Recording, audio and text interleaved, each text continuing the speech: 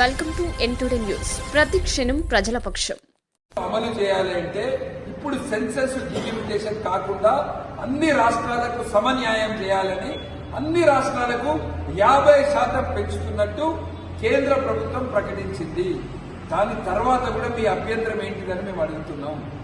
మన తెలంగాణలో చూసుకుందాం, ఒక ఎంపీ పెరిగే బదులు ఇప్పుడు 9 ఎంపీలు పెరుగుతాయి. మనకు ఈ ప్రపోజల్లో 9 మంది కొత్త వాళ్ళకి అవకాశాలు వస్తాయి. ఇప్పుడు 2 మహిళలు మాత్రమే ఎంపీలు ఉన్నారు.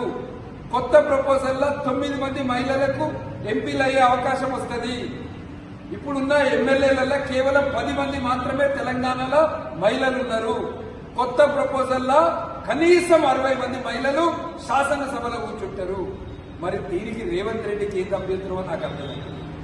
రేవంత్ రెడ్డికి మహిళలంటే ఎందుకు ఇంత భయం?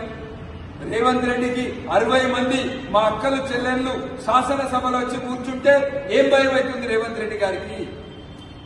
రేవంత్ రెడ్డి గారు మిడిమిడి జ్ఞానంతో ఇంకొక ప్రపోజల్ తెచ్చిండు, హైబ్రిడ్ మోడల్. హైబ్రిడ్ మోడల్ అంటే ఏంటిది? పర్ క్యాపిటా ఇన్కమ్ ఆధారంగా నియోజకవర్గాలు పెంచాలంటాడు.